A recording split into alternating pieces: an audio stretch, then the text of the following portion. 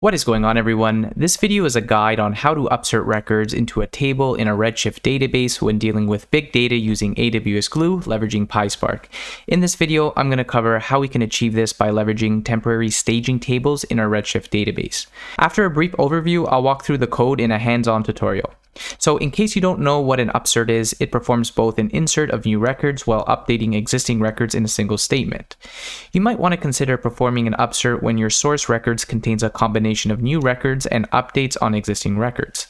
If you're working with small to medium-sized datasets, I'll include a link in the description below from one of my previous videos on how to achieve this, where we don't need to leverage staging tables or need a distributed cluster that leverages PySpark.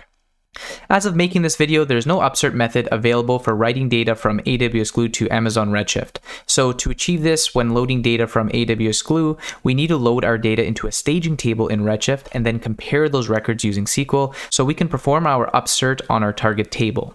So from a data architecture perspective, we first need to know what our primary key columns are that will identify our unique record. We're going to be leveraging the pre-actions and post-actions parameter, part of the write_dynamic_frame.from_jdbc_config method. This will allow us to create a temporary table in Redshift with a SQL statement and then insert our source data from the dynamic frame in AWS Glue, which will contain new records and updated records that we want to upsert into our target table. And then finally, using a post action, upserting those records in our target Redshift table. All right, so let's head over to my Jupyter notebook to walk through a practical example. All right, so I'm in an AWS Glue Studio notebook that is leveraging interactive Glue sessions. So the first block of code is the boilerplate code that comes when you start a new interactive job. However, you're going to want to make sure that you add the magic called connections and add your Redshift cluster database connection here. This allows our job to be able to connect to our Redshift cluster. Now, if you don't know where to find this, I'll show you where we can find it in the Glue console. So if we're in the AWS Glue service under connectors, and if you scroll down to the very bottom under connections, this is where we can find the name of the connection that will have the information to our database. Now I have a separate video on how to create this connection, so I'll include a link in the description below. Okay, so I'm just gonna run my first block of code. And because I've ran this previously, I'm getting a message that my Glue sessions has already started, so we can just move ahead to the next line of code here. All right, now, the next step, I just want to show you what the actual data in the database looks like for our target schema. So here I'm creating a dynamic frame from catalog. So I'm passing the name of the database, the table name, and my Redshift temporary directory. So let's just give that a run, and you're going to see the schema after it finishes. So you see we have a couple of columns. And just to show you what the data looks like, so we're just going to now convert that into a Spark data frame and show you what all the data in the database looks like. So you can see here we have 11 records that exist already. Now, if you're already familiar with your own data, you can skip this step. Just wanted to show you what the data we're going to be writing to looks like. All right, so in the next line of code, I'm going to be reading in my CSV file, which has my new records and updated records in a single file. So here what we're doing is we're calling the method create dynamic frame from options. All right, so for the first parameter for connection type, we're going to be passing an S3 because it's going to be a file that lives in S3. For connection options, we need to pass in our path. And because it's only one single file I'm passing in, it's going to be just this S3 URI that's going to go into this dictionary here.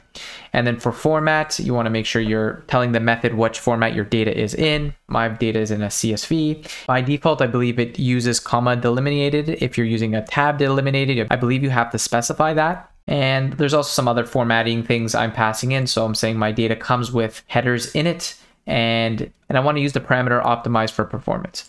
All right, so let's just give that a run. And just to show you what our new data that we're going to be upserting looks like. So you can see here we have one record that exists already, and we have category IDs 12 and 13, which are new records. So we're going to be changing country, or sorry, it's going to be pop to be country pop, and we're adding two new categories of music. Because my data is already aligning perfectly to the target schema, I don't have to perform any transformations. Now, if your data is different at this stage, instead of just going to the next part where we're going to be writing our data, you would perform our transformations on the data set in order to write it to our target schema so it matches. So in my case, because I'm not doing that, let's go ahead and walk through the next part, which is doing the upsert. All right, so as I mentioned, we're going to be using staging tables in order to do this because there isn't a method that exists to perform the upsert directly. So let's just walk through the code and what it does here. So by using the write dynamic frame dot from JDBC config, this method allows us to use pre and post queries to achieve our upsert. So the first parameter is going to be the dynamic frame that we're going to be writing to Redshift. So as you can see here, it's going to be this dynamic frame. And the next parameter is going to be the database connection that we want to be using. So the next parameter is the catalog connection. So this is where we pass in our Redshift database connection. And now under the connection options, this is where we're going to put in the name of our database as well as the name of our table here. And next, we're going to be passing in the pre-actions and post-actions. Let's talk a little bit about this and what it actually does. So for pre-action, we're going to be passing in 2 queries to start. So first, we're going to be checking to make sure we don't have an existing temporary table called stage underscore table underscore category 1. And next, we're going to be now creating this temporary table. So we can see we're saying create the table and select all the records from the existing table where 1 is equal to 2. Now, because 1 is equal to 2, it's going to return no records. However, we're going to get the schema from our existing table is what we want. So all pre-query is doing is creating an empty table for us to now insert our records. All right, great. So now that we understand what the pre-query is doing, next, what happens is, so now that dynamic frame would be inserted into the staging table, and then our post query would execute. So there's 3 different SQL queries here that are being executed, and let's just walk through what this is doing. So what we're saying is, okay, let's delete from our target table. And this is where I mentioned you need to know what your keys are for your table. So I'm saying let's delete where we have a match between our category IDs. Great, so now that the existing records have been deleted, we're now able to insert our 3 records from our staging table into our target table. And then finally, we're now dropping our temporary table because we've now inserted all those records. All right, and before we run this, one parameter I forgot to mention here is our Redshift temporary directory. So you need to have a temporary directory in Redshift to store some temporary files that are going to be created. So you can see I've defined this, I believe, up at the top here. So I've passed in a temporary directory that's in S3. Great, so we can just give that a run. All right, so we didn't get any error message. It looks like it ran successfully. And to be sure here, we can now query our target table again. So let's just see what our records look like.